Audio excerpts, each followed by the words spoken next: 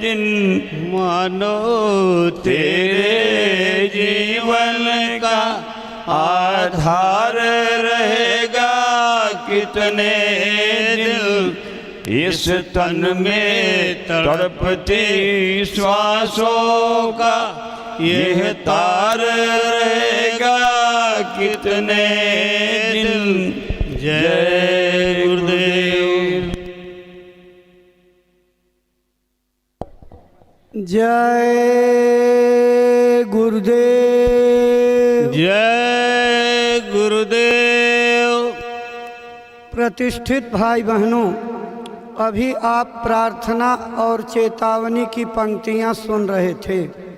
यह देव दुर्लभ मानव तन है, इससे तू खोज गुरु की कर। अब वही तुझे बतलाएंगे इस पार रहेगा कितने दिन, उस पार रहेगा कितने दिन। भाई बहनों, आज तक हमको ये किसी ने नहीं बताया कि ये मानव शरीर किस काम के लिए मिलता है। सचमुच हम सब लोग अपनी माता के गर्भ में जब उल्टे लटके थे, पैर ऊपर सिर नीचे था, 1.5 लाख बिच्छू के डंक मारने की पीड़ा सता रही थी, उस समय हम सब ने यही प्रार्थना किया, इस असहनीय पीड़ा से हमको बाहर करिए प्रभु। जाते जाते आपका भजन करेंगे। लेकिन भूमि परत भाढ़ाबर पानी, जानू जी वही माया लपटानी। जिस तरह आसमान से वर्षा की निर्मल बूंदें मिट्टी के कणों के संपर्क में आती हैं, तो मिट्टी के कण चारों तरफ से घेर करके उसको ढबैला मटमैला बना देते। ठीक ऐसे मायावी पर्दों ने हमारे आपके पैदा होने के बाद घर गृहस्थी, परिवार, रिश्तेदार, नातेदार, फसल, मकान, बाग बगीचे, इन्हीं को अपना मान करके और भगवान के भजन की तरफ से तो बिल्कुल बेफिक्र कर दिया। कब पता लगता है, इस धरती पर रोते हुए आए, बचपन में खिलौनों के लिए रोते रहे, थोड़े बड़े हुए तो विद्या भाषा पाने के लिए, कॉपी कलम पेंसिल किताब के लिए रोते रहे, और बड़े हुए तो शादी ब्याह के लिए, फिर गृहस्थी बस गई तो लड़कों बच्चों का ऐसा भार आया कि सारी जिंदगी उसी में रोते रोते बीत गई और अंत में रोते हुए इस दुनिया से खाली हाथ चले जाते हो। आज सत्संग में यही चीज़ बताई जाएगी, वो कौन सी वस्तु है जो बाद मरने के आपके साथ जाएगी और आपकी मदद करेगी। प्रेमी भाई बहनों, महात्मा बहुत लंबी दूर से दायरा बना करके लोगों को बचाने का जतन करते हैं। आज का सत्संग आपके जीवन की घड़ियों का परम सौभाग्य है। भारत के सनातन अध्यात्मवाद का वो गहरा, खुला, रहस्यमयी, सरल शब्दों का संदेश पूज्य महाराज जी की वाणी से सुनने को मिलेगा, जो आज तक की जिंदगी में किसी कथा भागवत कीर्तन में आपको नहीं सुनने को मिला होगा। साथ ही साथ सत्संग के बीच में अनमोल वस्तु आज आपको दी जाएगी। पूज्य महाराज जी वो बेशकीमती दौलत बख्शीश करेंगे। वो क्या है?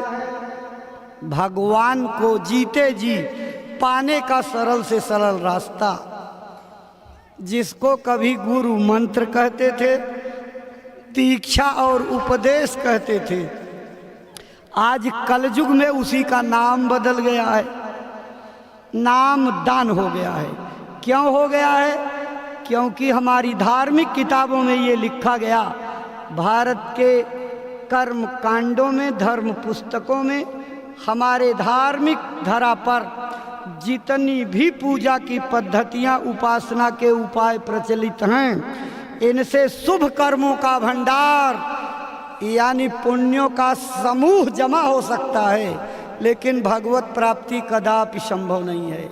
नाराज मत होइएगा, मेरी अपनी बात नहीं है। जिस रामचरितमानस को आप 24 घंटे अखंड पाठ करते हो, प्रणाम करते हो, इज्जत से अपने घरों में रखते हो, उसी रामचरितमानस की ये लाइन है, कलयुग केवल नाम आधारा, सुमिर सुमिर नर उतरहि पारा। इस कलयुग में अगर कोई भवसागर से पार जा सकता है तो नाम योग साधना से।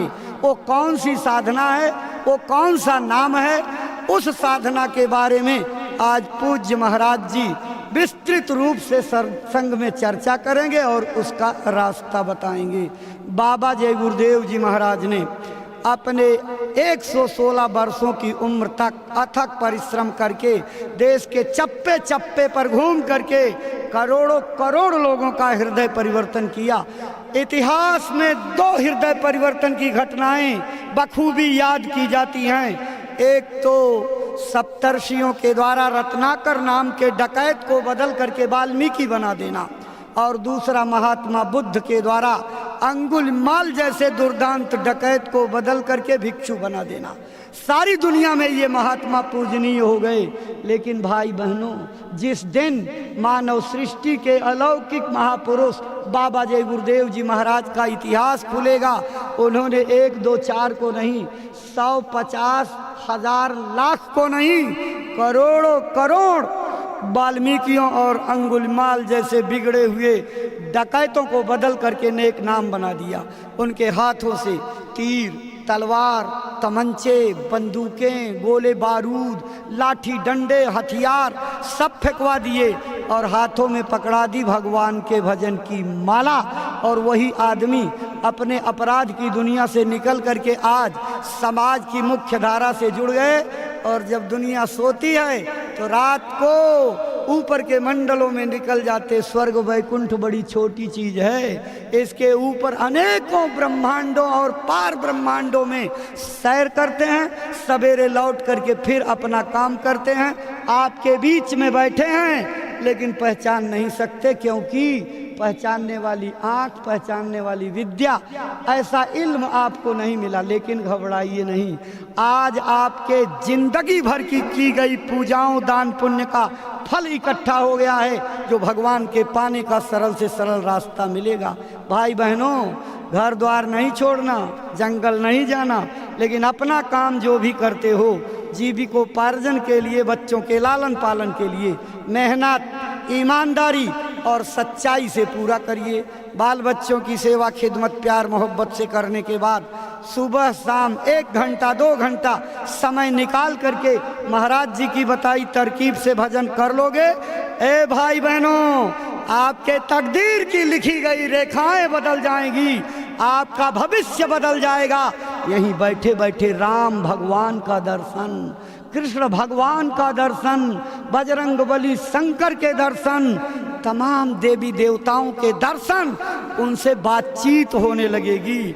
ये भारत की विद्या का गोपनीय राज है जो आज महाराज जी दया करके बताएंगे। बाबा जय गुरुदेव जी महाराज के उपदेश क्या थे, उनकी शिक्षाएं क्या थीं, किस रास्ते पर ले जा करके सारे भूमंडल के लोगों को सुखी, संपन्न और निरोगी बनाना चाहते थे, उसी संदेश का सारांश यानी निचोड़ संकेत करती ये चेतावनी आपके सामने प्रस्तुत है। सुनिए, दोहराइए और चिंतन मनन कीजिए। इसी चेतावनी के बाद पूज्य महाराज जी का आगमन सत्संग मंच पर हो जाएगा। तो प्रस्तुत है चेतावनी, आप सुनिए। जय गुरुदेव। जय गुरुदेव। जय गुरुदेव नारा लगाते चले हैं, जय गुरुदेव नारा लगाते चले हैं। दुखी जन को बाबा जगाते चले हैं, दुखी जन को बाबा जगाते चले हैं। जय गुरुदेव नारा लगाते चले हैं। धर्म पूर्ण क्या है बताते चले हैं धर्म पुण्य क्या है बताते चले हैं। कर्म पाप में भी लखाते चले हैं। कर्म पाप में भी लखाते चले हैं। जय गुरुदेव नारा लगाते चले हैं। उठो पास आओ बुलाते चले हैं। उठो पास आओ बुलाते चले हैं। भटक भूल सब की मिटाते चले हैं। भटक भूल सब की मिटाते चले हैं। जय गुरुदेव नारा लगाते चले हैं। वो सतनाम क्या है सुनाते चले हैं। वो सतनाम क्या है सुनाते चले हैं। वो सतनाम क्या है सुनाते चले हैं। जो सुनते हैं उनको बचाते चले हैं। जो सुनते हैं उनको बचाते चले हैं। दुखी जन को बाबा जगाते चले हैं। मना करते हैं मांस मछली न खाना।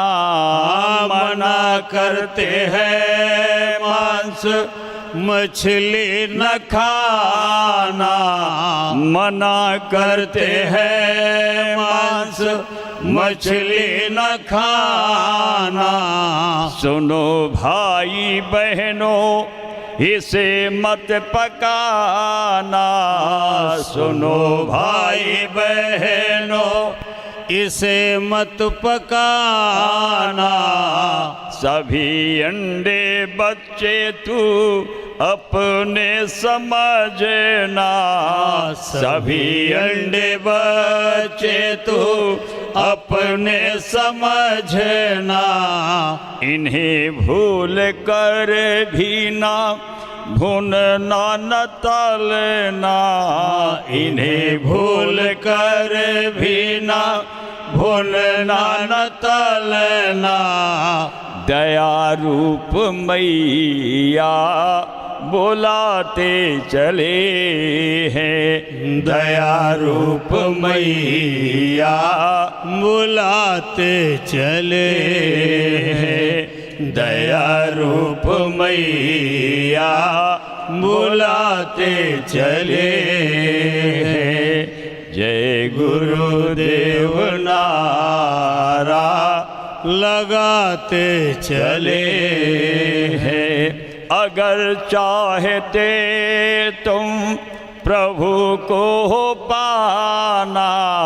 अगर चाहते तुम प्रभु को पाना। मुसीबत से बचना जगत को बचाना।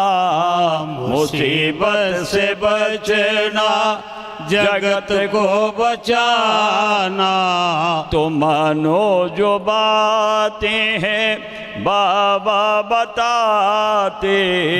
तो मानो जो बातें हैं बाबा बताते। मुसीबत तो सिर पर क्यों अपने हो लाते। मुसीबत तो सिर पर क्यों अपने हो लाते। बचाने को आए बचेंगे भले हैं। बचाने को आए बचेंगे भले। जय गुरुदेव नारा लगाते चले दुखी जन को बाबा जगाते चले। है गुरुवर के वारिस इन्हें आजमाओ।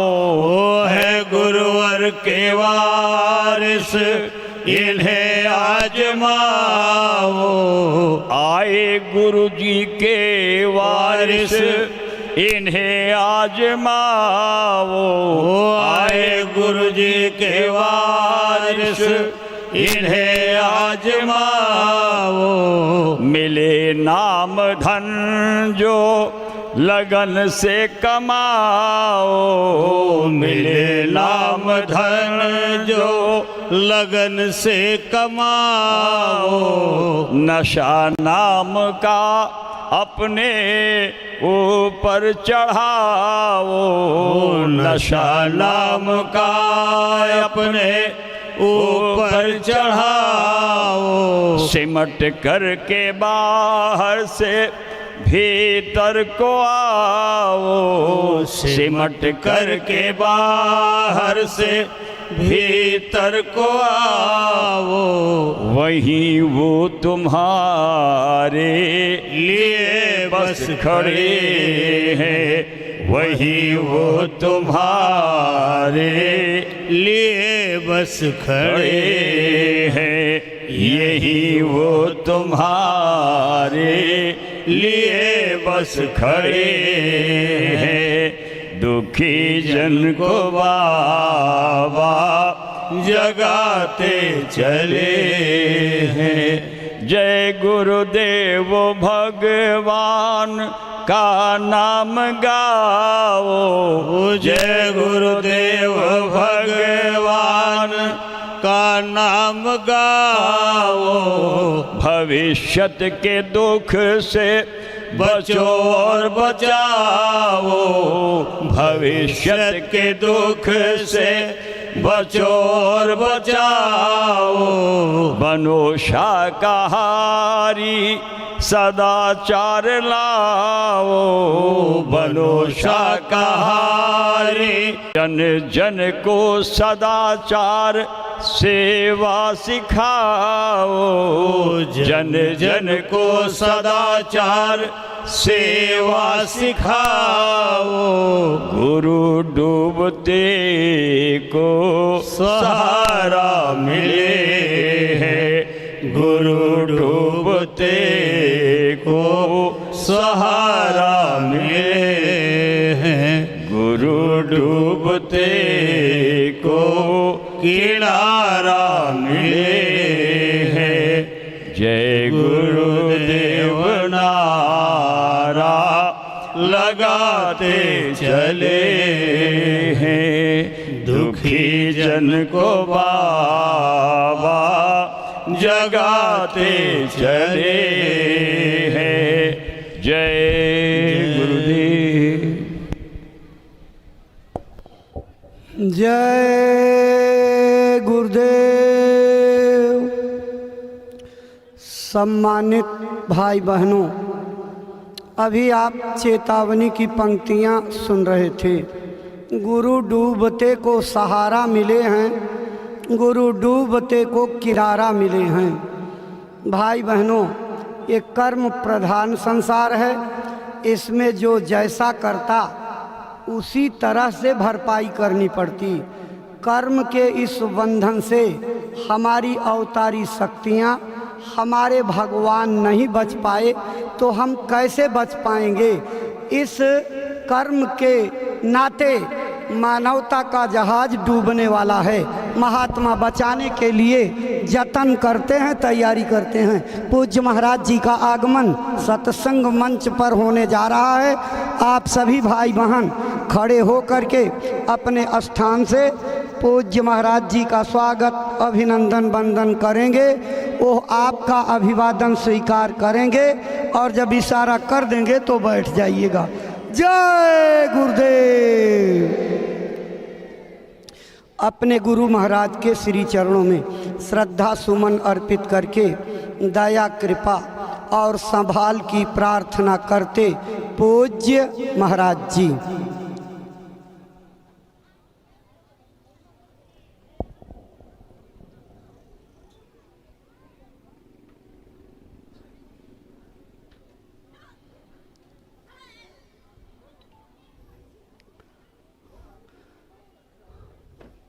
जय गुरुदेव, जय गुरुदेव।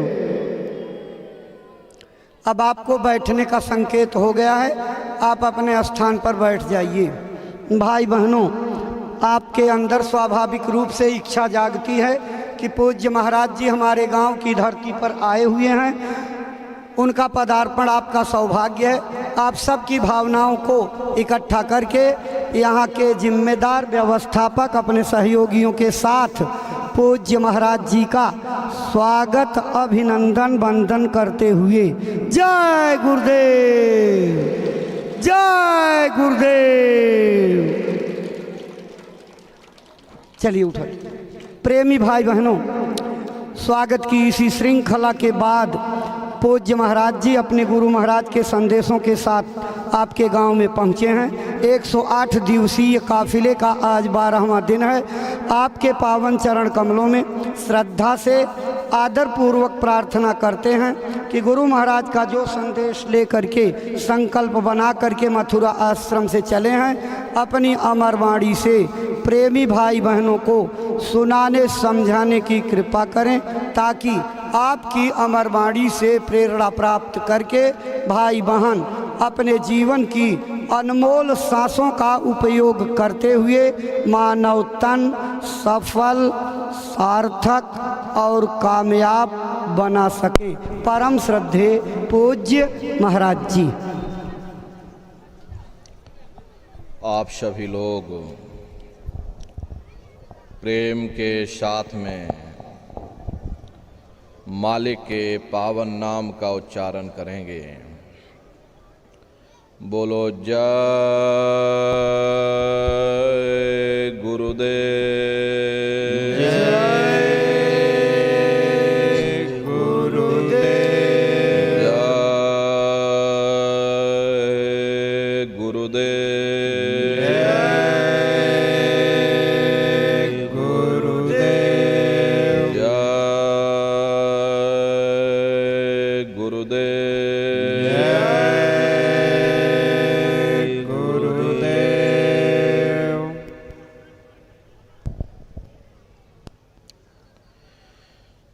सर्वत्र विराजमान शब्द स्वरूप परम पूज्य स्वामी जी महाराज के श्री चरणों में कोटि कोटि नमन प्रणाम करते हुए इस सत्संग समारोह में पधारे हुए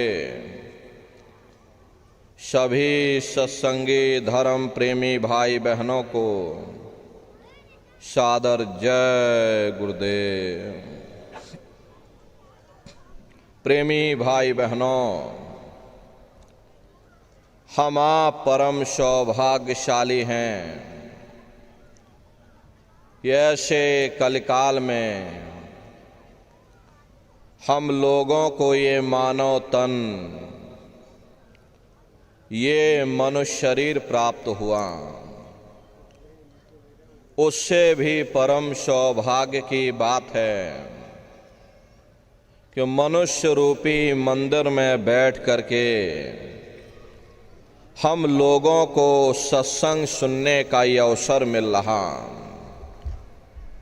सत्संग जल जो कोई पावे,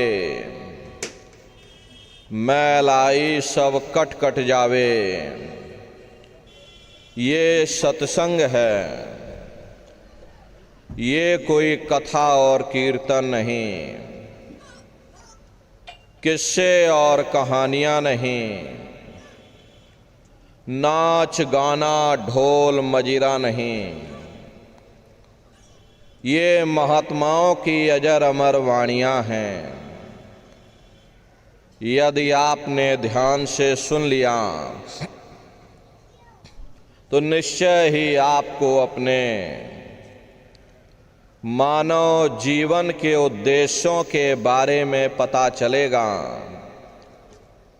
कि आखिर ये मनुष्य शरीर हमको क्यों मिला है, क्या इसका उद्देश्य है, मरने के बाद हम कहाँ जाएंगे,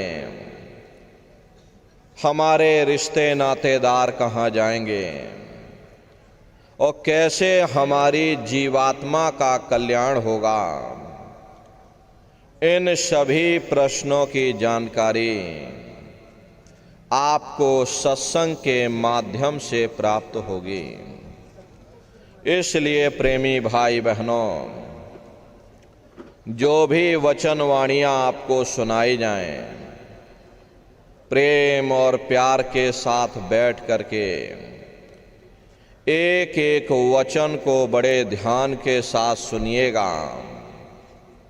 महात्माओं के सत्संग में कभी किसी जात और बिरादरी, किसी कौम या मजहब या किसी भी व्यक्ति विशेष की कभी कोई निंदा, चुगली, आलोचना या किसी की बुराई नहीं की जाती।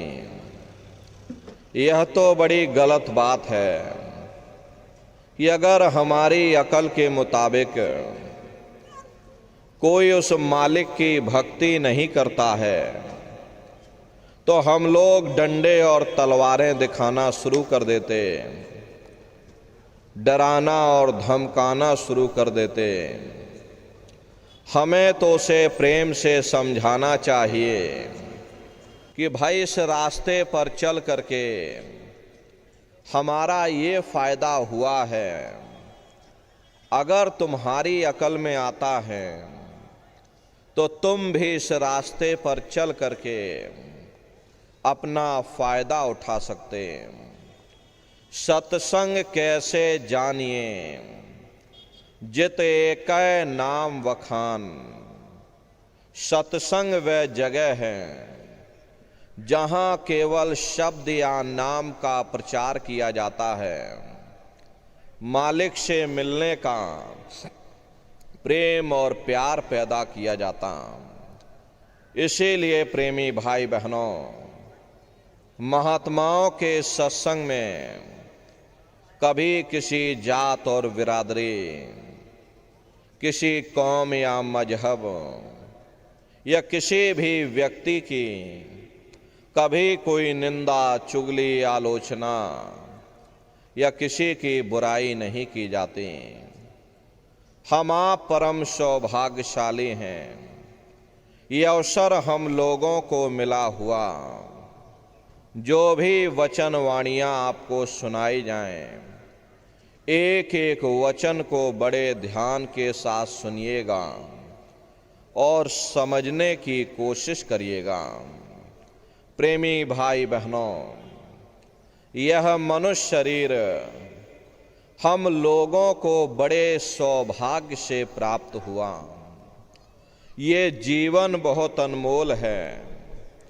उस परम पिता परमात्मा ने हमको यह जीवन केवल इसीलिए दिया है ताकि हम जीते जी उस प्रभु की भक्ति करके अपनी जीवात्मा का कल्याण करा सकें। ये 5 तत्वों का पुतला, ये पंच भौतिक शरीर हम लोगों को एक निश्चित समय के लिए मिला हुआ। एक निश्चित समय को हम आप नहीं जानते हैं, किंतु जिसका ये मकान है, जिसका ये शरीर है, वो अवश्य ही जानता है। और समय पूरा हो जाने पर मकान मालिक जबरदस्ती इस मकान को खाली करवा लेगा। उस समय न जमीन जायदाद काम आएगी, ना ये धन संपत्ति काम आएगी। जीवात्मा को निकाल करके इस शरीर से बाहर कर दिया जाएगा। ये शरीर हमारा आपका यहीं जमीन पर गिर पड़ेगा, क्योंकि जीवात्मा के निकल जाने के बाद में ये शरीर सिर्फ एक माटी का पुतला है, उससे ज़्यादा कुछ भी नहीं। इसीलिए महात्मा समझाते हैं कि भाई मिली नरदेह यह तुमको, बनाओ काज कुछ अपना और पचो मत या इस जग में, जानियो रैन का सुपना। प्रेमी भाई बहनों, जैसे रात में हम लोग स्वप्न देखते हैं, हालांकि उस समय पर हमें स्वप्न सच मालूम पड़ता है, असली प्रतीत मालूम होता है, लेकिन जब हम लोग सुबह उठते हैं, जब हमारी आंखें खुलती हैं, तब हमें होश आता है कि नहीं भाई, हम तो स्वप्न देख रहे थे, ये सब भ्रम है। ठीक उसी प्रकार से ये दुनिया भी 10-20-100 साल का स्वप्न है। अब आप कहोगे हम जाग रहे, परंतु प्रेमी भाई बहनों, ऐसा हरगिज नहीं है।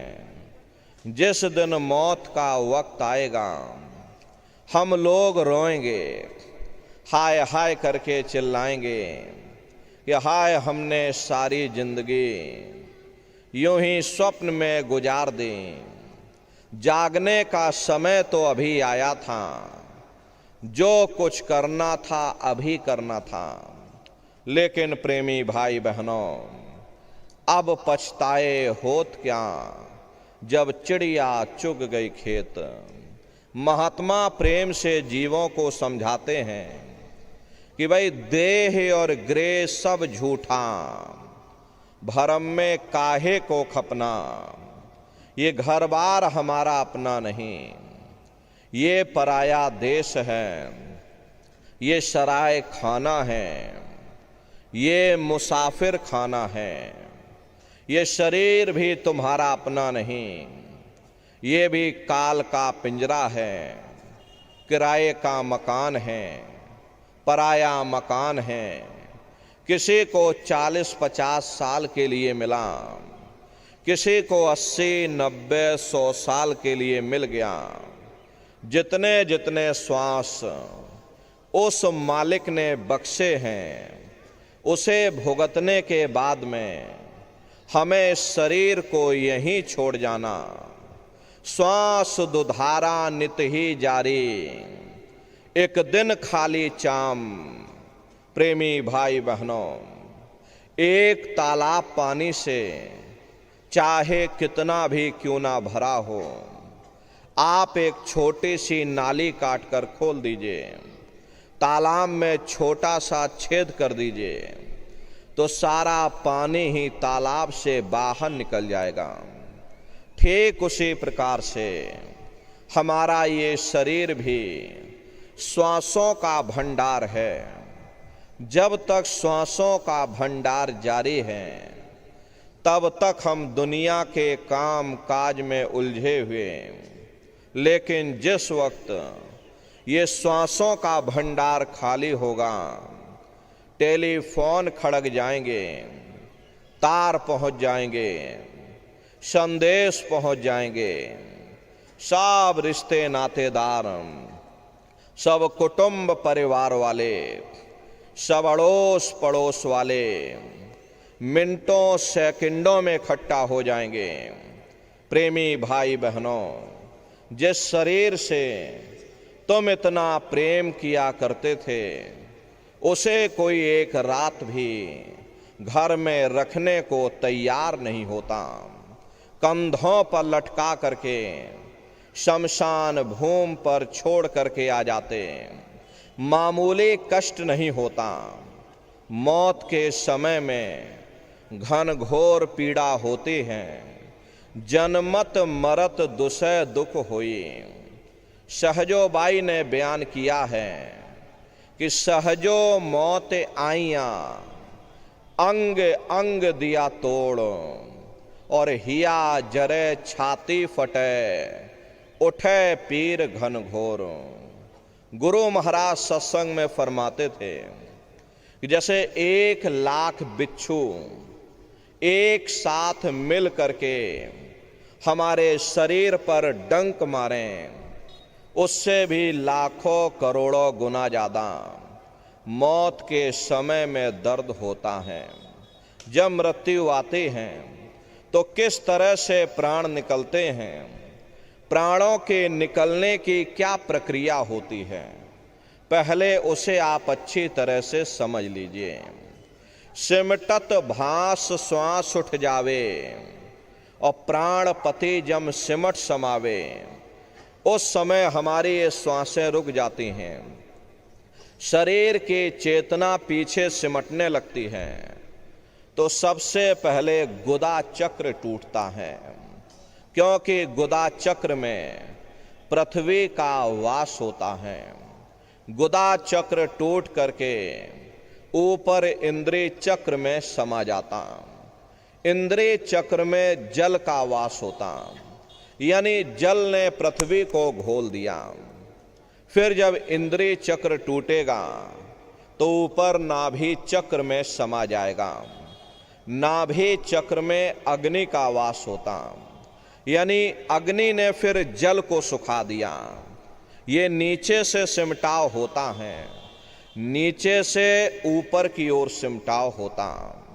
फिर जब ये नाभि चक्र टूटेगा तो हृदय चक्र में समा जाएगा, हृदय चक्र में वायु का वास होता, यानी वायु ने अग्नि को अपने में समाहित कर लिया, और इस तरह से वायु आकाश में उड़ गई। ये आंखों की पुतलियां ऊपर पलट जाती हैं, मुंह खुला का खुला रह जाता। महात्मा समझाते हैं कि भाई जब यह कर्म कला उपजावे और बुद्धि सुरत की आन दबावे, जब यह जीवात्मा पांचों तत्वों को लांग करके जल पृथ्वी अग्नि वायु आकाश पांचों तत्वों को लांग करके ऊपर आती है, तो काल दाड़ में आन दवानी, और जब ढर के नैनन से पानी, जब काल अपनी दाढ़ में दबाता है उस समय नेत्रों से पानी निकलता है, इंद्रियां टूट टूट करके चकनाचूर हो जाती, सब रिश्ते नातेदार खड़े रह जाएंगे। लगे टकटकी दिखे न भाई, वाही समय को करे सहाई। उस समय जीव टकटकी लगाकर देखता है कि कोई मेरी मदद कर दे, कोई मेरी सहायता कर दे, कोई मुझे इस पीड़ा से बचा ले। लेकिन प्रेमी भाई बहनों, सब नात रिश्तेदार खड़े रह जाते हैं, डॉक्टर वैद्य हकीम सब घेरे रह जाते हैं, लेकिन उस समय आपको कोई बचा नहीं पाता। यमदूत आते हैं, प्राणों की डोरी को तोड़ देते हैं और जीवात्मा को खींच करके इस शरीर से बाहर कर दिया जाता। जैसे ही ये जीवात्मा शरीर से अलग हुई, ये शरीर हमारा मिट्टी हो जाता। फिर इस मिट्टी को एक रात अपने घर में कोई रखने को तैयार नहीं होता।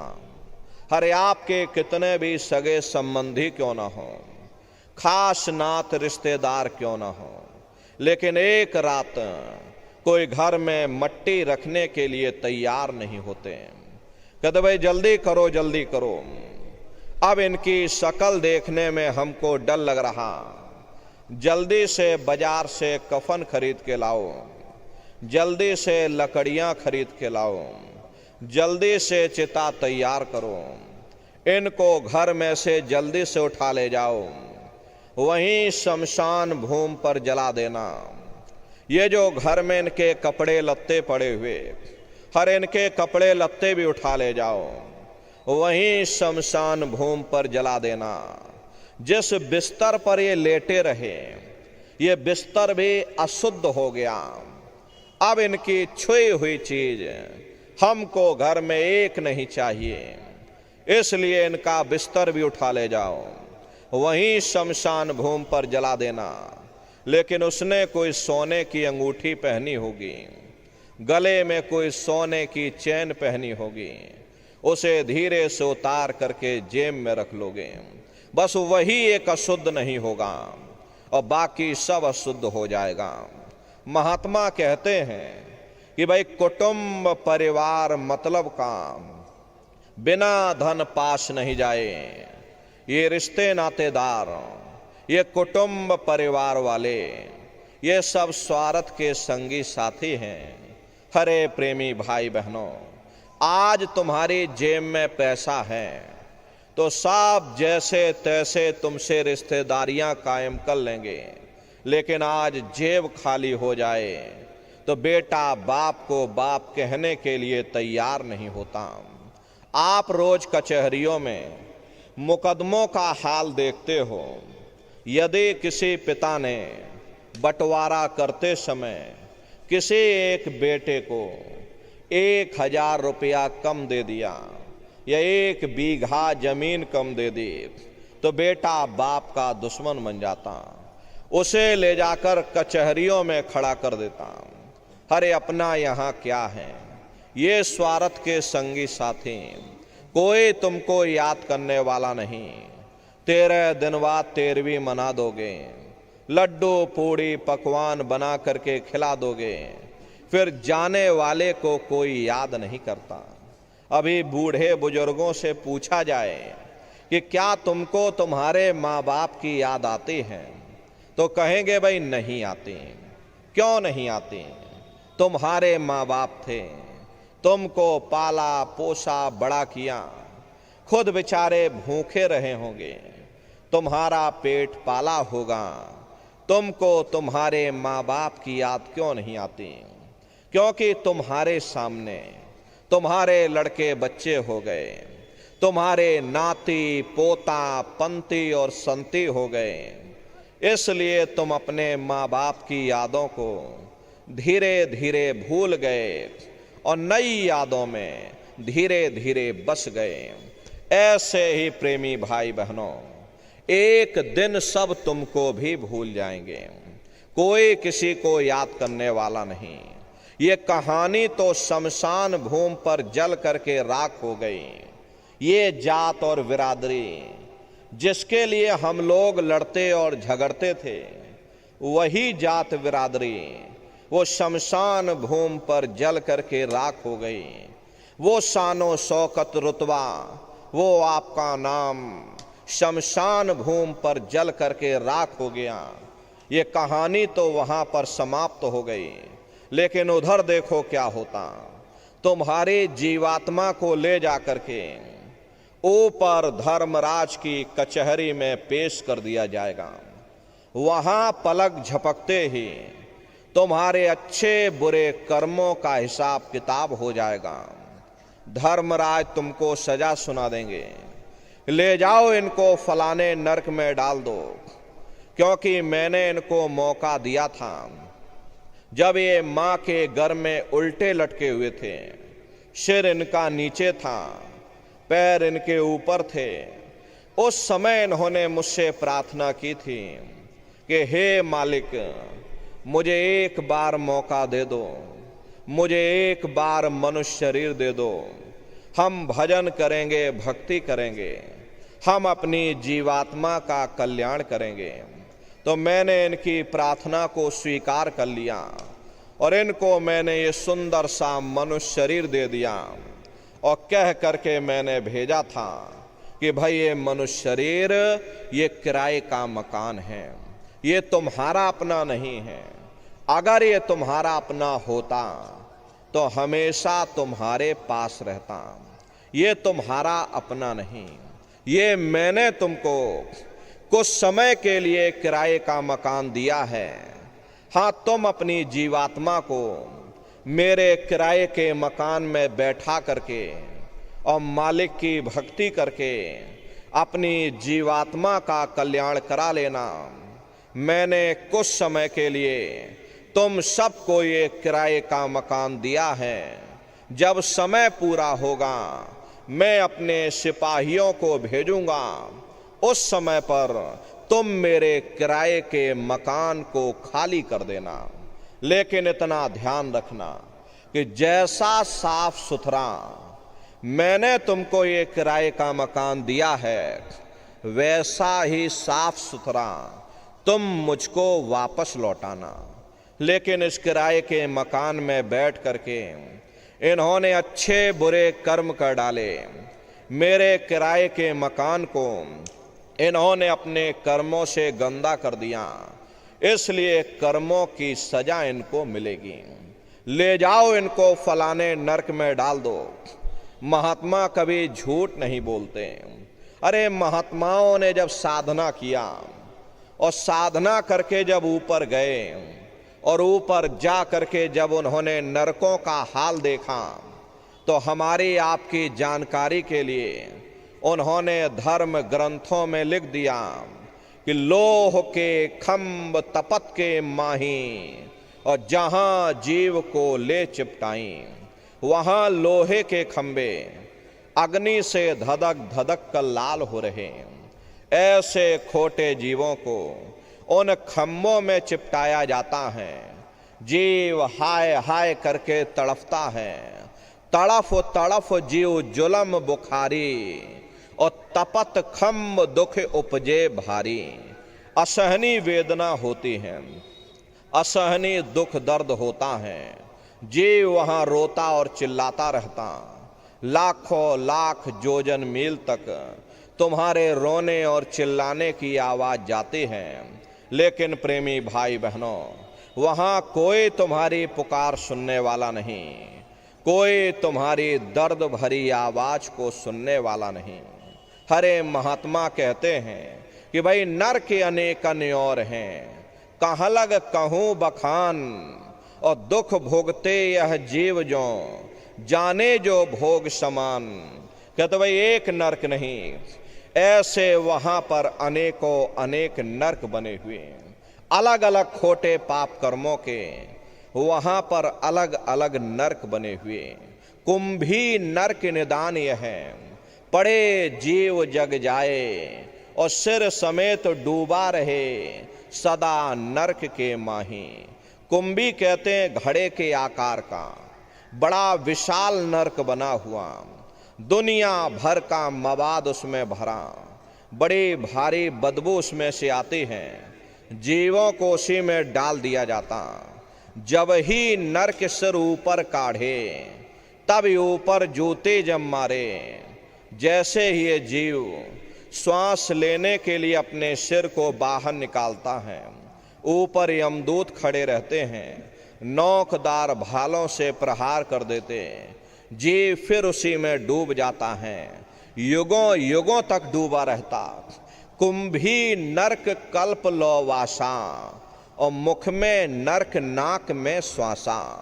कल्प लोवासा यानी 1000 चौकड़ी युग का एक कल्प होता है।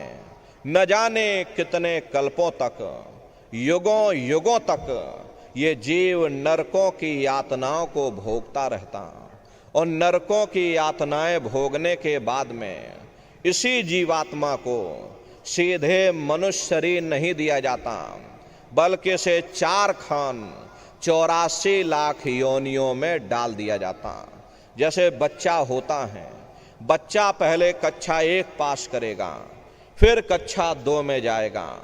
ऐसे वहां पर भी पूरा चैनल बना हुआ।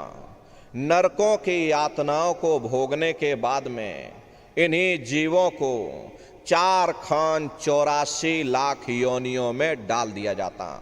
ये 4 खान 84 लाख योनियां ये कोई मामूली योनियां नहीं होती। 4 खान का मतलब होता है अंडज पिंडज उपमज स्थावर, ये 4 खाने होती हैं। पहली श्रेणी तो इन पेड़ पौधों की आती है जिनके अंदर पानी का तत्व मौजूद होता है।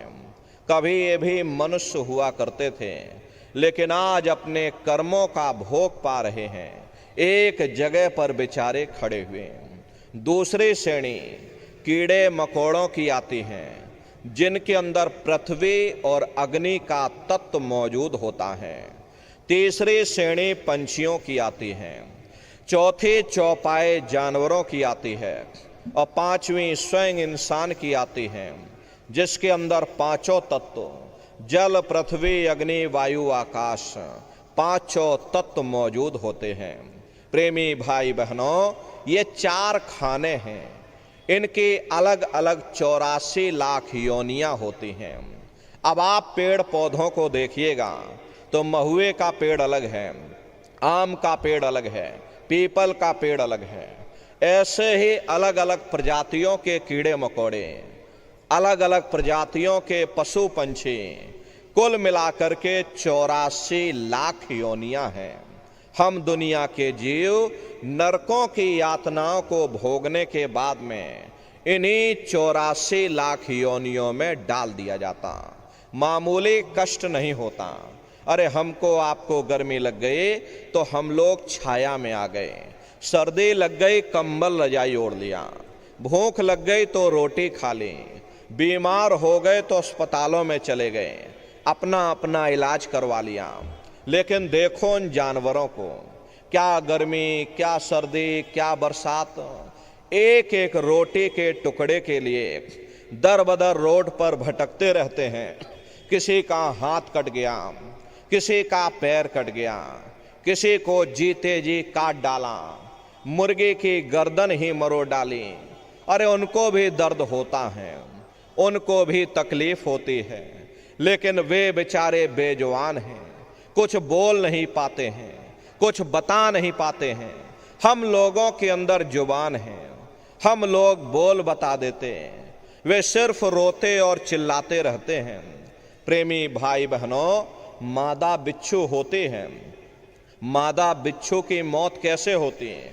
मादा बिच्छू जब अपने बच्चे को जन्म देती है तो उसी के बच्चे अपनी भूख को मिटाने के लिए अपनी माँ की पीठ पर चढ़ जाते हैं और उसी के मांस को नोच नोच करके खाते हैं। वो तड़पती रहती है, कराहती रहती है, लेकिन जब तक हड्डी हड्डी न बच जाए उसके बच्चे अपनी माँ की पीठ से नीचे नहीं उतरते। ऐसे न जाने कितने जीव जंतु इस संसार में भरे पड़े हुए कष्ट सह रहे हैं। अरे कई जन्म भय कीट पतंगा, कई जन्म भय मीन कुरंगा, कई जन्म पंखी सर्प होयो, कई जन्म है वर वृक्ष जोयो, मिल जगदीश मिलन की वरिया और चिरंकार यह देश सजरिया। करोड़ों करोड़ युगों से हम आप नरकों की यातनाओं को भोगने के बाद में फिर कभी कीड़े पतंगों की योनि में, कभी पेड़ पौधों की योनि में, तो कभी पशु और पंछियों की योनि में भटका खाते हैं। प्रेमी भाई बहनों, 84 लाख योनियों की सबसे जो आखिरी योनि होती है वो गाय और बैल की योनि होती है। गाय स्त्री का रूप लेती है और बैल पुरुष का रूप लेते हैं। ये 84 लाख योनियों की सबसे आखिरी योनि यानी कि अंतिम पायदान होता है। उसके बाद तब जाकर के हम लोगों को दोबारा फिर से मनुष्य शरीर प्राप्त होता। इसीलिए कहा गया है कि बड़े भाग्य मानुष तन पाया और कोट जन्म जब भटका खाया। कोटान कोट जन्म जन्मांतरों तक अलग अलग योनियों में भटकने के बाद में तब बड़े सौभाग्य से हम लोगों को ये मनुष्य शरीर प्राप्त हुआ।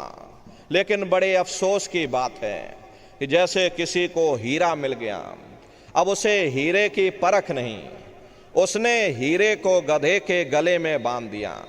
ठीक उसी प्रकार से ये मनुष्य शरीर उत्तम से उत्तम है, लेकिन इंसान इसकी कद्र नहीं करता। खाने पीने ऐसो इसरत में अपने कीमती समय को और श्वासों की पूंजी को बर्बाद कर देता। महात्मा प्रेम से समझाते हैं कि भाई बड़े सौभाग्य से तुमको ये मनुष्य शरीर मिला है। बड़े से बड़े देवी देवता भी इस मनुष्य शरीर को पाने के लिए तरसते हैं। क्योंकि उन नरकों से, उन 84 से निकलने का केवल एक ही दरवाजा है, वह केवल मनुष्य का शरीर है। इसे मनुष्य रूपी मंदिर में बैठ करके हम उस परमात्मा की भक्ति कर सकते हैं। इसीलिए संतों महात्माओं ने इस पंच भौतिक शरीर को सच्चा हरि मंदिर कहकर याद किया कि हरि मंदिर यह शरीर है और ज्ञान रतन प्रकट होए, ये असली हरि मंदिर है। जब भी वो परमात्मा मिलेगा, इसे हरि मंदिर के अंदर मिलेगा। इसे पंच भौतिक शरीर को गुरु नानक साहब ने नर नारायणी देह कहकर याद किया। ये वो देह है जिसमें नारायण स्वयं विराजमान है। वो नारायण जब भी मिलेंगे तुम्हें तुम्हारे अंदर मिलेंगे। यही कबीर साहब ने लिखा है कि जो तिल माही तेल है, जो चकमक में आग, और तेरा साईं तुझ में, और जाग सके तो जाग। जिस तरह से तिल में तेल होता है, पत्थर में अग्नि होती है, ठीक उसी तरह से वो मालिक हरेक के घट घट में, हरेक के वजूद के अंदर बैठा हुआ। यही आपकी धर्म पुस्तकों में भी लिखा है कि अरे मोको का धूड़े रे बंदे, मैं तो तेरे पास में, ना तीरथ में ना मूरत में, ना मैं कंठ निवास में, ना मंदिर में ना मस्जिद में, अरे मैं तो हूँ तेरे पास में। ना मैं मंदिर में मिलूँगा, ना मैं मस्जिद में मिलूँगा, ना मैं जप में, ना मैं तप में, ना मैं व्रत उपवास में। हरे मोको का धोड़े रे बंदे, मैं तो तेरे पास में। मैं जब भी मिलूँगा तो मैं तुम्हारे अंदर मिलूँगा। ना मैं मंदिरों में मिलूँगा, ना मैं मस्जिदों में मिलूँगा, ना मैं ग्रंथों में मिलूँगा, ना मैं पोथियों में मिलूँगा, ना मैं किताबों में मिलूँगा। चाहे सारी उम्र बैठ करके तुम किताबें पढ़ते रहो। हरे प्रेमी भाई बहनों, बड़ी सीधी सी बात है कि अगर खाना बनाने की किताब सारी उम्र बैठ करके पढ़ते रहोगे कि भाई खाना ऐसे बनता है और खाना वैसे बनता है, खाने में नमक डाला जाता, खाने में तेल डाला जाता, तो कभी तुम्हारा पेट नहीं भर सकता। जब तक आप खाना बनाओगे नहीं, उसे स्वयं खाओगे नहीं, कभी तुम्हारा पेट नहीं भर सकता। हम वेदों की निंदा नहीं करते, हम ग्रंथों की निंदा नहीं करते, हम गीता कुरान बाइबल की निंदा नहीं करते। अरे वेद शास्त्र गीता कुरान बाइबल कहती है कि भाई मनुष्य के अंदर अंड खंड ब्रह्मांड है, स्वयं वो परमात्मा इसके अंदर बैठा हुआ। चलो अंदर चलो, अंदर चल करके उस परमात्मा का दर्शन दीदार करो। अब सवाल ये उठता है, भाई आखिर हम अपने अंदर जा करके उस परमात्मा का दर्शन कैसे करेंगे? तो इसके लिए संतों महात्माओं ने केवल 3 साधन बताए। साधन 3 सारे वर्णे, और साधन सब थोथे मान। इस कलयुग में उस मालिक को प्राप्त करने के लिए महात्माओं ने केवल 3 साधना बताई। पहला है सुमरन, दूसरा है ध्यान, और तीसरा है भजन। सुमरन कहते हैं मालिक को याद करना, ध्यान कहते हैं अपनी दिव्य दृष्टि को खोलना, और भजन कहते हैं कान में उंगली डाल करके उस शब्द को सुनना, उस नाम को सुनना, उस देववाणी आकाशवाणी को सुनना जो 24 घंटे तुम्हारे अंदर गूंज रही। प्रेमी भाई बहनों, ये सुरत शब्द नाम योग की साधना है। संतों का जो इतिहास रहा, संतों के इतिहास में सबसे पहले कबीर साहब आए, जिन्होंने सुरत शब्द नाम योग की साधना जारी की। उसके बाद में गुरु नानक साहब आए। गुरु नानक साहब ने भी सुरत शब्द नाम योग की साधना जारी की। उसके बाद में और भी महात्मा आए, कबीर, नानक, दादू दरिया, भीखा, रविदास, पलटू, जगजीवन। चित्रकूट में आप चले जाइए, गोस्वामी जी महाराज, जिन्होंने रामचरितमानस बनाई, उन्होंने भी सुरत शब्द नाम योग की साधना जारी की। आपके राजस्थान की धरती पर मीराबाई हुई, सहजोबाई हुई, उन्होंने भी उस मालिक को पाया तो सुरत शब्द नाम योग की साधना करके पाया। प्रेमी भाई बहनों, ये सुरत शब्द नाम योग की साधना है। इस साधना की 3 क्रियाएं हैं, सुमरन, ध्यान और भजन।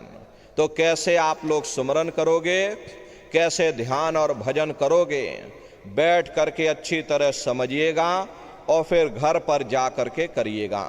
तो सबसे पहले सुमरन कैसे किया जाएगा, सुमरन करने के लिए एक माला आप लोग ले लेना।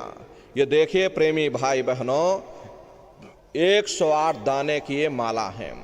अपने अपने घरों में बैठ करके बाहर से अपनी आंख को बंद कर देना और दोनों आंखों के मध्य भाग में अपने ध्यान को रोक करके और दाने दाने पर जय गुरुदेव नाम का उच्चारण करिएगा। हर दाने पर जय गुरुदेव नाम, हर दाने पर जय गुरुदेव नाम, जय गुरुदेव जय गुरुदेव जय गुरुदेव, कुल 108 बार करिएगा। दोबारा इसी जगह फिर वापस आ जाओगे। जब आप जय गुरुदेव नाम का उच्चारण करोगे तो दोनों आंखों के मध्य भाग में अपने ध्यान को रोक करके दाने दाने पर जय गुरुदेव नाम का उच्चारण करिएगा। जिसको आप याद कर रहे हो, एक समय ऐसा आएगा वो अंतर में तुम्हारे सामने प्रकट हो जाएगा। उसके स्वरूप को देख लेना, फिर उसी के स्वरूप को याद करके जय गुरुदेव नाम का सुमरन सभी नए प्रेमी भाई बहन करिएगा। दूसरी बार फिर यहीं से जय गुरुदेव नाम का सुमरन, तीसरी बार फिर यहीं से जय गुरुदेव नाम का सुमरन। इस तरह से कुल 8 बार जय गुरुदेव नाम का सुमरन सभी नए प्रेमी भाई बहन करिएगा। 8 बार करने के बाद ये माला आप रख देना। प्रेमी भाई बहनों, ये जय गुरुदेव नाम किसी साधारण इंसान का नाम नहीं है, ये स्वयं उस अनामी महाप्रभु का नाम है। समय समय पर संत महात्मा अपने अपने समय पर आकर के अपनी साधना के द्वारा उस मालिक के नाम को सिद्ध करते हैं, उस मालिक के नाम को जगाते हैं। जैसे कबीर साहब आए, उन्होंने साहिब नाम सिद्ध किया। गुरु नानक साहब आए, उन्होंने वाह गुरु नाम सिद्ध किया। गोस्वामी जी महाराज आए, उन्होंने राम नाम सिद्ध किया। मीराबाई आई, उन्होंने गिरधर नाम सिद्ध किया। इसी तरह से हमारे गुरु महाराज जय गुरुदेव नाम सिद्ध करके गए। जय गुरुदेव नाम का जहाज लगा कर गए। अगर ये जहाज पर सारी दुनिया बैठेगी, ये जहाज सारी दुनिया को पार करेगा। एक है साध है सब सद है, सब साध है सब जाए। पहले अपने गुरु की उंगली पकड़ लो, क्योंकि गुरु तुम्हारा सच्चा रहबर है। गुरु गोविंद दो खड़े काके लागू पाई, और बलिहारी गुरु आपने जिन गोविंद दियो बताई। महिमा उन्हीं की है जिन्होंने गोविंद को लखा दिया। इसीलिए कहा जाता है कि गुरुर ब्रह्मा गुरुर विष्णु गुरुर देवो महेश्वरः और गुरुर साक्षात पर ब्रह्मा तस्मै श्री गुरुवे नमः। इसलिए प्रेमी भाई बहनों, साधना करने से पहले जय गुरुदेव नाम का सुमरन सभी नए प्रेमी भाई बहन करिएगा। सुमरन करने के बाद में फिर आप ध्यान पर बैठिएगा। दूसरा है ध्यान, और ध्यान कहते हैं अपनी दृष्टि को एकाग्र करना, अपनी दिव्य दृष्टि को खोलना, अपने ध्यान को एकाग्र करना। कैसे आप लोग ध्यान को एकाग्र करोगे, कैसे ध्यान करना है, जरा अच्छी तरह से समझ लीजिए। अपने अपने घरों में पलथी मार करके बैठिएगा। शरीर को टाइट मत करना। बहुत से प्रेमी क्या करते हैं कि अपने शरीर को बिल्कुल टाइट कर देते हैं। यदि आप अपने शरीर को टाइट कर दोगे तो ये शरीर आपका थक जाएगा और फिर शरीर ढीला पड़ जाएगा। इसलिए पहले से ही अपने शरीर को बिल्कुल ढीला छोड़ देना। जितना आराम से आप बैठोगे उतना आपके लिए अच्छा रहेगा। तो ढीले बदन से बैठिएगा, आँखों को धीरे से बंद कर देना। इन आँखों पर भी कोई जोर मत देना। जैसे सोते समय धीरे से आँख को बंद करते हो, ऐसे धीरे से आँख को बंद कर देना। दोनों आँखों के मध्य भाग में दूर सामने देखिएगा तो सामने आपको अंधेरा दिखाई पड़ेगा। बस उसी अंधेरे में एक जगह पर अपनी दृष्टि को रोकिएगा। होशियारी यही रहे ये आँखों की पुतलियाँ हिलने ना पाएं। शुरुआती समय में ये आँखों की पुतलियाँ हिलेंगी, लेकिन जब आप अभ्यास करोगे, करत करत अभ्यास ते जड़मत होत सुजान, जब अभ्यास करते रहोगे तो आँखों की पुतलियाँ हिलना बंद हो जाएंगी। तो दूर सामने अंधेरे में एक जगह पर अपनी दृष्टि को रोकिएगा। उस समय किसी के बारे में सोचना नहीं, किसी के बारे में विचार मत करिएगा। शरीर को बिल्कुल हिलाना डुलाना नहीं, शून्य हो करके बस सामने अंधेरे को आप देखते रहना। देखते देखते देखते देखते आपकी दृष्टि अंधेरे में एकाग्र हो जाएगी।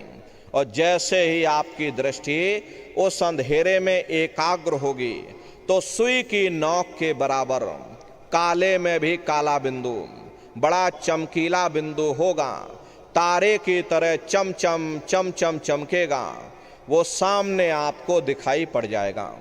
जब वो चमकदार बिंदु सामने दिखाई पड़ जाए तब आप अपनी दृष्टि को उस बिंदु पर एकाग्र करिएगा। जब आप अपनी दृष्टि बिंदु पर एकाग्र करोगे तो बिंदु के चारों तरफ से बड़ा भारी प्रकाश निकलेगा, चक्र की तरह से बहुरंगी प्रकाश होगा। वो प्रकाश धीरे धीरे बड़ा होता चला जाएगा। साधक इतना मोहित हो जाता है कि बिंदु को तो छोड़ देता है और दाएं बाएं प्रकाश को देखने में लग जाता। जब आप दाएं बाएं प्रकाश को देखने में लग जाओगे, चूंकि प्रकाश उस बिंदु से निकल रहा और आपने बिंदु को छोड़ दिया, प्रकाश को देखने में लग गए, तो प्रकाश भी गायब हो जाएगा, वो बिंदु भी गायब हो जाएगा। फिर अंतर में अंधेरा छा जाएगा, फिर आपको उतनी मेहनत करनी पड़ेगी। इसलिए दाएं बाएं बिल्कुल मत देखिएगा। आपका निशाना उस बिंदु पर टिका रहे जिसमें से वो प्रकाश निकल रहा। वही बिंदु दरवाजा है, वही बिंदु खिड़की है। उसी को हरि का द्वार यानी कि हरिद्वार कहा गया। जब एक टक हो करके आप उस बिंदु को देखते रहोगे तो वो बिंदु फट जाएगा, वो दरवाजा खुल जाएगा, ये शिव नेत्र खुल जाएगा, ये दिव्य दृष्टि खुल जाएगी और आप दरवाजे के अंदर दाखिल हो जाओगे। एक बार प्रेमी भाई बहनों ये दिव्य दृष्टि खुल जाए, फिर क्या भूत क्या भविष्य और क्या वर्तमान, कोई भेद आपसे गुप्त नहीं रहेगा। लाखों वर्ष पहले क्या हुआ था, भविष्य में क्या होने वाला है, आप बैठ करके ध्यान में सब कुछ देख सकते हो। तो यह है ध्यान करने का तरीका। और तीसरा है भजन। गाने बजाने का नाम भजन नहीं है, नाच गाना ढोल मजीरा का नाम भजन नहीं है। भजन कहते हैं उस रूहानी आवाज को सुनना जो 24 घंटे तुम्हारे अंदर गूंज रही है। कैसे भजन करोगे जरा अच्छी तरह से समझ लो। ये दोनों उंगली कानों में डाल करके ये कानों को बंद कर लेना। कान इसीलिए बंद किए जाते हैं ताकि बाहर की कोई आवाज हमको सुनाई ना पड़े। अपनी सुविधा से बैठिएगा। कुर्सी पर चाहे कुर्सी पर बैठ जाओ, सोफे पर चाहे सोफे पर बैठ जाना, या कोई तकिया इस तरह से रख लेना और दोनों कोहनी यहाँ रख करके दोनों उंगली कानों में डाल करके ये कानों को बंद कर लेना। बहुत सी हमारी माताएं बहनें हैं, बूढ़े बुजुर्ग हैं, आपके घुटनों में दर्द होता होगा, ये रीढ़ की हड्डी में दर्द होता होगा, आप बैठ करके भजन नहीं कर पाते हो तो आप लेट करके भजन करिएगा। ऐसे सीधे लेट जाना, लेटे लेटे आंख और कान को बंद कर देना। मतलब तो आंख और कान को बंद करना है, चाहे आप लेट करके करो चाहे आप बैठ करके करो। यही कहा गया है कि आंख कान मुख बंद कराओ, अनहद झिंगा शब्द सुनाओ। यानी पहले अपनी आंख को बंद करो, अपने मुख को बंद करो, दोनों उंगली कानों में डाल करके ये कानों को बंद कर लो और ऊंचे से ऊंचा ध्यान दे करके उस आवाज को सुनने की कोशिश करो। प्रेमी भाई बहनों, जब आप अपने कानों को बंद करके ऊंचा ध्यान दे करके गौर से सुनोगे तो आपको ऐसा अनुभव होगा कि कहीं सीटी जैसी आवाज हमारे कानों में गूंज रही है। टी, इस तरह से सीटी जैसी आवाज शुरू में आप सभी को सुनाई पड़ेगी। शाम को अपने अपने घरों में जाकर बैठिएगा, कानों को बंद कर देना, अंतर में गौर से सुनिएगा, सीटी जैसी आवाज आप सभी को सुनाई पड़ेगी। करना कुछ नहीं है, लेटे हो चाहे बैठे हो, बस आप उस आवाज को सुनते रहना और सुनते सुनते उसी में लीन हो जाओ। जब आप उसमें लीन हो जाओगे तो कुछ समय बाद में दोबारा आपको अनुभव होगा कि कहीं बड़ी दूर से आवाज़ें बजती हैं। उसी घंटे संघर पढ़ना मतलब प्रेम है। क्या है वो? है शब्द सा, आदा, बा और दा। उसी शब्द को महात्माओं ने नाम कहा। कलयुग योग न यज्ञ न ज्ञाना, एक आधार नाम गुण गाना। और कलयुग केवल नाम आधारा, सुमिर सुमिर नर उतर ही पारा। कलयुग में केवल नाम का आधार है, वो नाम तुम्हारे अंदर 24 घंटे गूंज रहा। तो उसी घंटे संग की आवाज को महात्माओं ने शब्द या नाम कहा। उसी को मुसलमान फकीरों ने कलमा कहा। उसी को ईसा मसीह साहब ने वर्ड या लागश कहकर याद किया। उसी को गुरु नानक साहब ने अनहद वाणी कहकर याद किया। चीन में जो महात्मा हुए उन्होंने इसको ताओ कहकर याद किया और हिंदू महात्माओं ने इसे देववाणी, आकाशवाणी कहकर के याद किया। वो घंटे संग की आवाज आप सभी को सुनाई पड़ेगी, लेकिन शुरुआती समय में आपको ऐसा अनुभव होगा कि कहीं बड़ी दूर पर घंटियां बज रही, टन टन टन। इसी तरह से घंटे और शंख की आवाज आप सभी को सुनाई पड़ेगी। प्रेमी भाई बहनों, जब घंटे और शंख की आवाज आपको सुनाई पड़ने लग जाए तब आप सीटी की आवाज को छोड़ देना और घंटे शंख की आवाज को पकड़ लेना, उसको आप सुनने लग जाना। जब आप उसको सुनने लग जाओगे तो वो आवाज धीरे धीरे बढ़ना शुरू होगी और बढ़ते बढ़ते इस कदर बढ़ेगी कि आपके रोम रोम में घंटे और शंख की आवाज गूंजने लग जाएगी। बड़ी घनघोर आवाज होती है, बड़ी मधुर वो आवाज होती है। ये जो दुनिया के आप संगीत सुनते हो, उस रूहानी संगीत के सामने ये दुनिया के संगीत कुछ नहीं है। जब आप उस रूहानी संगीत को सुनोगे, इतना भारी आनंद आपके ऊपर छा जाएगा, इतनी खुशी आपको होगी, ऐसा नशा आपके ऊपर चढ़ जाएगा या आप सारी दुनिया को भूल जाओगे, इतना आप उस आवाज में खो जाओगे। शंकर भगवान को वही नशा चढ़ा था। शंकर भगवान कोई गांजा भांग नहीं पीते थे। ये तो हमने आपने शंकर भगवान को भी बदनाम कर दिया कि शंकर भगवान गांजा भांग पीते थे तो चलो हम भी गांजा भांग पिएंगे। लेकिन ऐ नर नारियों, शंकर भगवान ने कभी गांजा भांग नहीं पिया। शंकर भगवान जिस नशे में लीन रहते थे वो नाम का नशा था, वो ध्यान का नशा था, वो भक्ति का नशा था। जब आप उस आवाज को सुनोगे तो आपको भी वो नशा चढ़ जाएगा, क्योंकि उस आवाज में चुंबक है। जब आप उस आवाज को सुनोगे तो वो आवाज आपको अपनी ओर खींचेगी और जब खिंचाव होगा तो जीवात्मा का फैला हुआ प्रकाश ये 9 दरवाजों से सिमटने लगेगा। अब ये 9 दरवाजे कौन कौन से हैं? देखो प्रेमी भाई बहनों, अच्छी तरह से समझिएगा, ये बहुत बड़ा विज्ञान है। दुनिया का विज्ञान जब समाप्त हो जाएगा तो ये विज्ञान प्रारंभ होगा। तो 9 दरवाजे कौन कौन से हैं? 2 आंख, 2 कान, 2 नाक के सुराख, 1 मुंह और 2 मलमूत्र का रास्ता, ये शरीर के 9 दरवाजे हैं। सबसे पहला दरवाजा गुदा चक्र आता है। गुदा चक्र में गणेश जी वास करते हैं। गणेश जी वहां के मालिक हैं। ये 4 दल का कवल है। यहाँ पर पृथ्वी तत्व पाया जाता है। उसके ऊपर इंद्रिय चक्र आता है। इंद्रिय चक्र में ब्रह्मा जी वास करते हैं।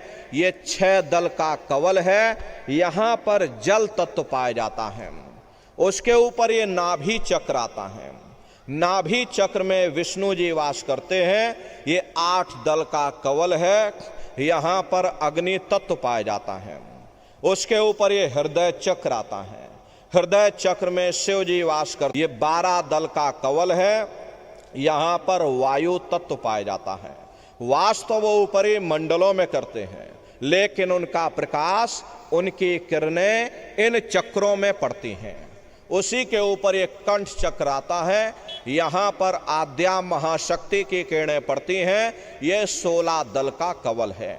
और आप सबसे ऊपर, तुम्हारी जीवात्मा सबसे ऊपर दोनों आंखों के मध्य भाग में बैठी है, जहाँ पर देवियाँ बिंदी लगाती हैं और पुरुष जहाँ पर टीका लगाते हैं। ये बिंदी और टीका यहाँ पर हम लोग इसीलिए लगाते हैं क्योंकि यहीं पर हमारी जीवात्मा बैठी है, उसका श्रृंगार किया जाता है। तो 10वां द्वार है जहां पर तुम्हारी जीवात्मा बैठी हुई। इसी 10वें दरवाजे पर बैठ करके ये जीवात्मा अपने प्रकाश को 9 दरवाजों में फैलाती है, जिससे आपका ये शरीर चलता, आपके हाथ और आपके पांव चलते हैं। जब आप भजन करोगे, घंटे शंख की आवाज को सुनोगे, तो उस आवाज में चुंबक है। वो आवाज आपको अपनी ओर खींचेगी और जब खिंचाव होगा तो जीवात्मा का फैला हुआ प्रकाश 9 दरवाजों से सिमट करके यहीं 10वें दरवाजे पर इकट्ठा हो जाएगा।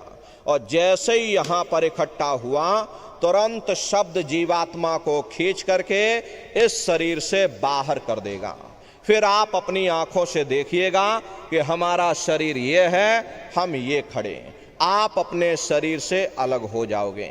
जैसे चिड़िया होती है, चिड़िया घोंसले से निकल करके आसमानों की उड़ान भरती है, शाम को फिर अपने घोंसले में आ जाती है। ऐसे ही तुम्हारी ये जीवात्मा इस शरीर रूपी घोंसले से निकल करके ब्रह्मांडों की सैर करेगी, देवी देवताओं के दर्शन करेगी, राम और कृष्ण के दर्शन करेगी और घूम करके फिर अपने शरीर रूपी घोंसले में वापस चली आएगी।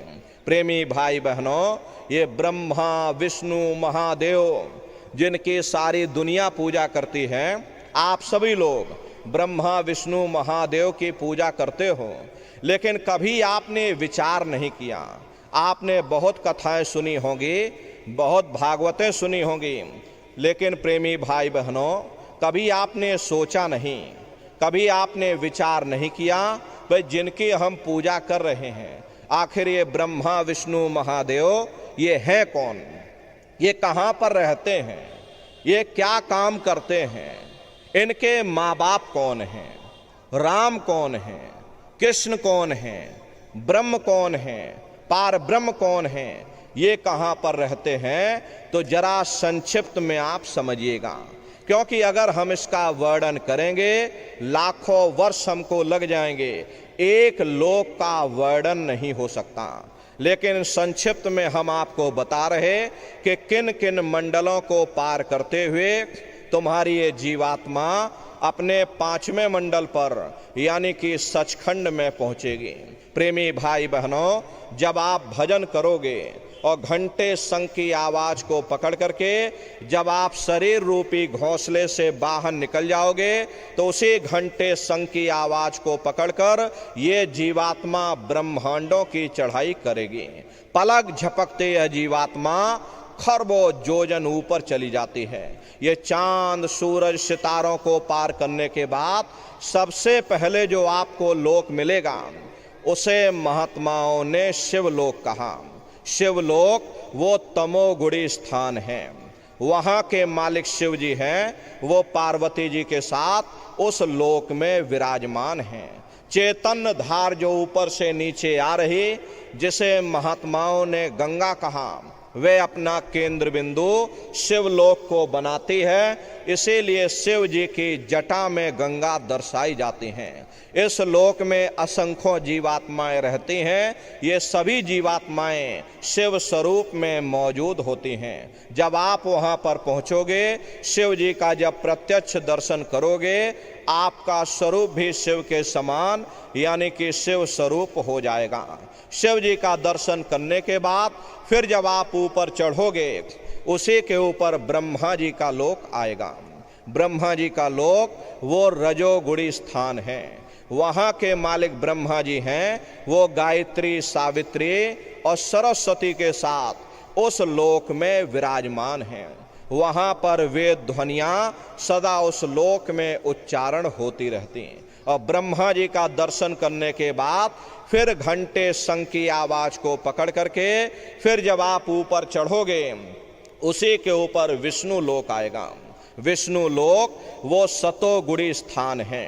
वहाँ के मालिक विष्णु जी हैं, उनका बड़ा मनमोहक स्वरूप है। उनकी 4 भुजाएं हैं और चारों भुजाओं में शंख, गदा, पद्म और चक्र सुशोभित हैं। और आप क्षीर सागर में लक्ष्मी जी के साथ विराजमान हैं। ये तीनों देवता ब्रह्मा, विष्णु, महादेव अपने अपने लोक में बैठ करके राज्य कर रहे हैं। एक रचयिता है जो जीवों को रचता है, एक पालनहार है जो जीवों को पालता है, और एक संहार करता है जो जीवों को नष्ट कर देता है।